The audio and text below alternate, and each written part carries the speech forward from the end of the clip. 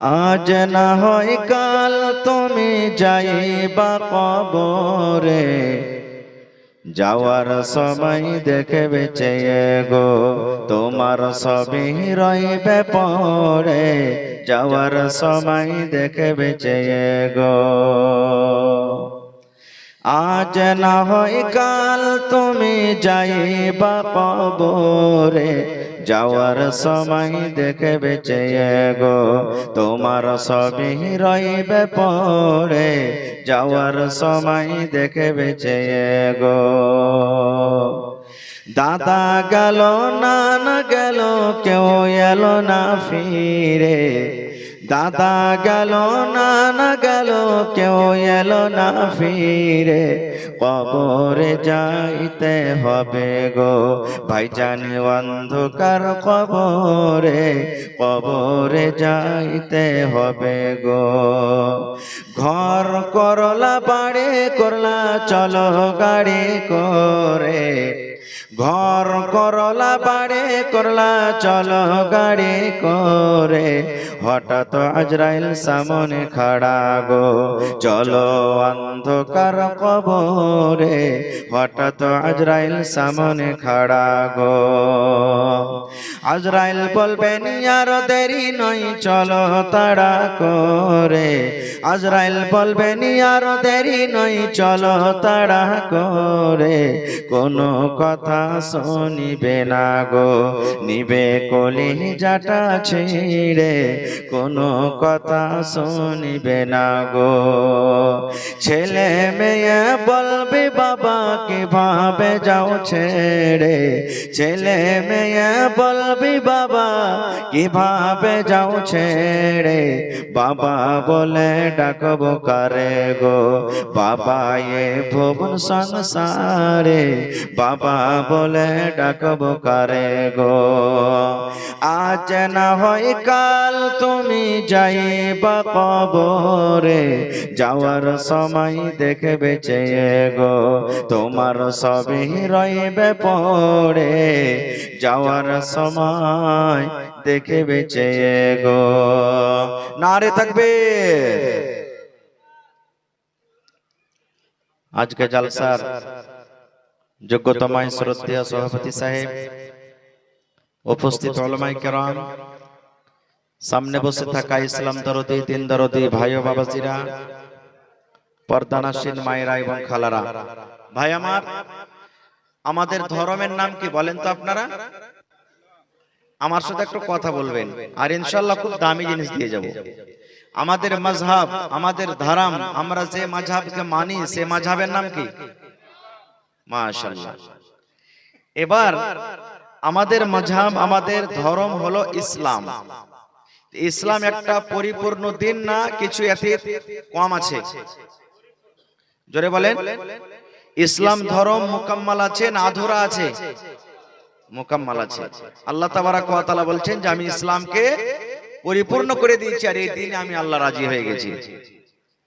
এইবারে আপনাকে একটা আরো প্রশ্ন করব যে ইসলামের মেন খুঁটি, মেন খাম্বা কয়টা আপনারা বলতে পারবেন? আর একটু জোরে বলেন। 5টা। যারা যুবক ভাই একটু আপনারা বেশি শিখে থাকেন, কারণ দেখতে এসে আপনারা হয়তো জিজ্ঞাসা করবে, যখন আপনাদের বিয়ে হবে না দেখতে এসে হয়তো জিজ্ঞাসা করতে পারে।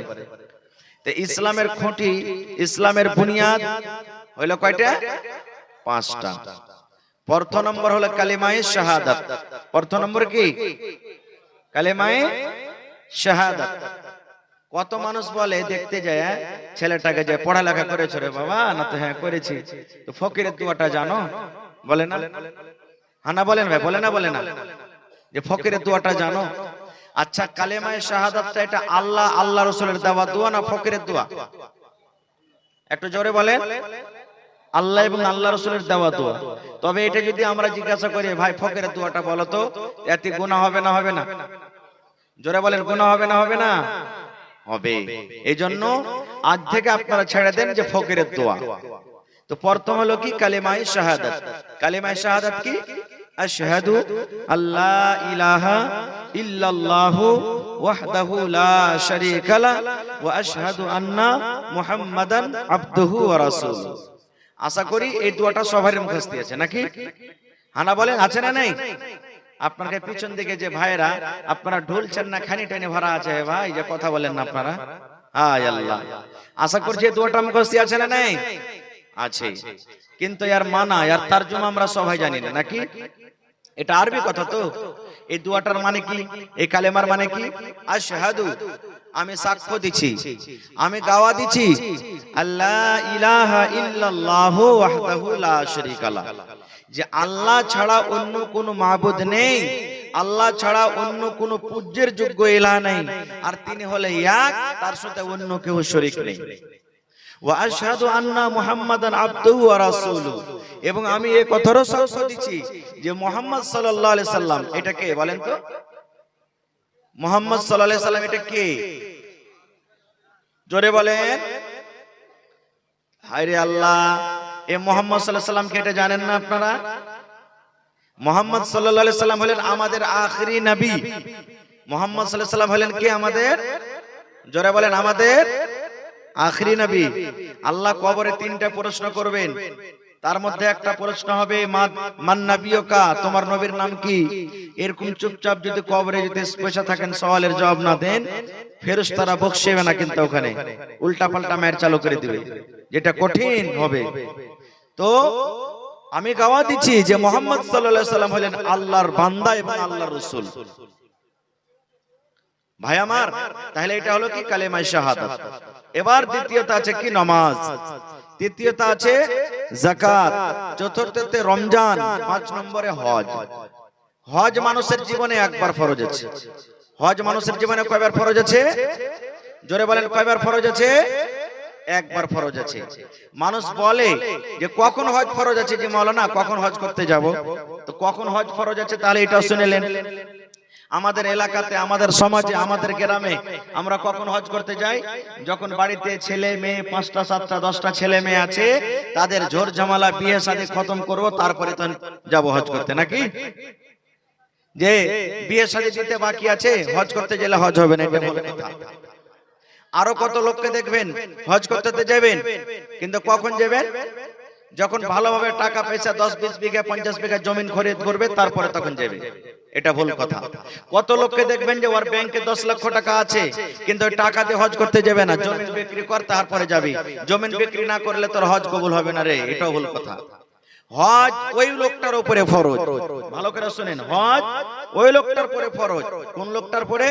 ধরেন আপনি কাঠিয়ার থেকে হজ করতে চলে যাবেন, এবার আপনি আসা যাওয়াতে আপনার 40 দিন কিংবা 45 দিন কিংবা 50 দিন আপনি থাকলেন আসা যাওয়াতে।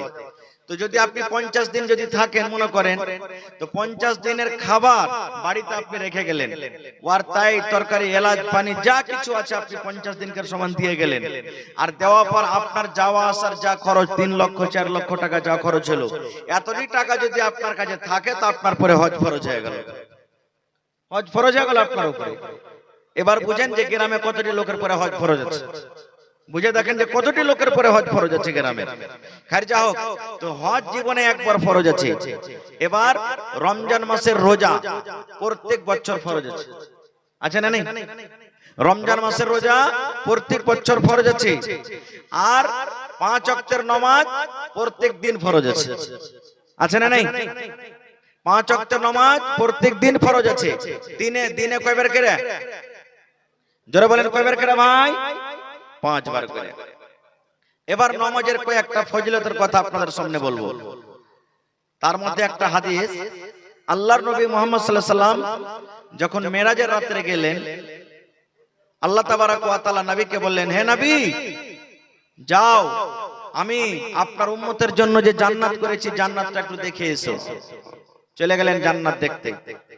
নবীজি জান্নাতের ভিতরে হাঁটছেন, তো হযরত বেলাল রাদিয়াল্লাহু তাআলা একজন সাহাবী, দেখতে কালো, খড়ম পেয়ে দিয়ে, খড়ম যেমন মানুষ পেয়ে দিয়ে হাঁটে, মুহাম্মদ একটু লেখা রাখেন তো আমি দোয়া করছি। তো খড়ম দেখেছেন আপনারা? খড়ম পেয়ে দিতে দেখেছেন কোন লোককে? যারা পুরাতন মানুষ, বয়স্ক মানুষ, ওরা খড়ম, ওগুলা তক্তার কাঠের, ওগুলা মনে হয় খড়ম। তো খড়ম পেয়ে দিয়ে জান্নাতের ভিতরে হাঁটছেন। এবার চলে এলেন নবীজি ফজরের নামাজের পর। আপনারা যেমন আজকে জালসা শুনছেন, নবীজি বেলালকে ডাকতে বলছেন। কি? নবীজি বেলালকে বলছেন, রে বেলাল, বাবারে তুমি জীবনে কোন আমল করেছো রে বেলাল, তুমি একটুখানি দয়া করে বলে দাও। নবীজি বলছেন, বেলাল তুমি কোন এমন আমল করেছো একটু দয়া করে বলো তো। এবার বেলাল রাদিয়াল্লাহু তাআলা আনহু বললেন, আল্লাহর নবী গো, আমি কিছু বুঝতে পারলাম না গো দয়ার নবী। আপনার সাথে আমি নামাজ পড়ি, আপনার সাথে টাইমে টাইমে 5 ওয়াক্তের আমি নামাজ পড়ি গো দয়ার নবী।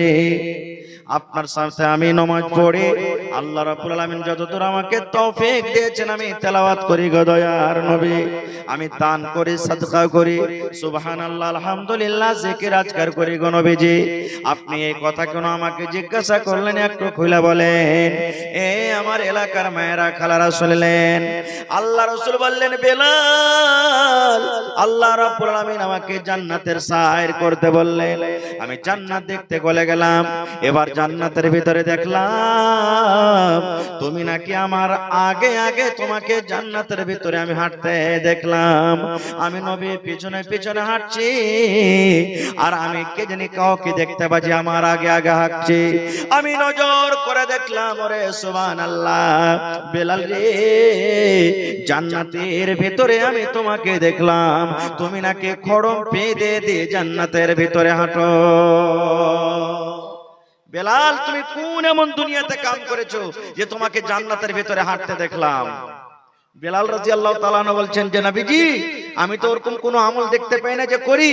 রাসূল বলছেন, না তুমি ভালো করে স্মরণ করো যে কোন আমল করো। এই করতে করতে হযরত বেলাল রাদিয়াল্লাহু তাআলা আনহু বললেন, ইয়া রাসূলুল্লাহ, ইয়া হাবিবাল্লাহ, আল্লাহর নবী গো, আমি বেলাল জীবনে একটা কাম করি গো নবীজি। আমার জীবনে একটা আমল আছে, আমি জেনে বুঝে বেলাল কোনোদিন আমলটা ছাড়তে পারি না। এবার রাসূল বললেন, বেলাল রে কি আমলটা রে বাবা তুমি বলে দাও। এবার বেলাল বললেন, নবীজি আল্লাহ রাব্বুল আলামিন 5 ওয়াক্ত নামাজ ফরজ করে দিয়েছেন গো নবীজি।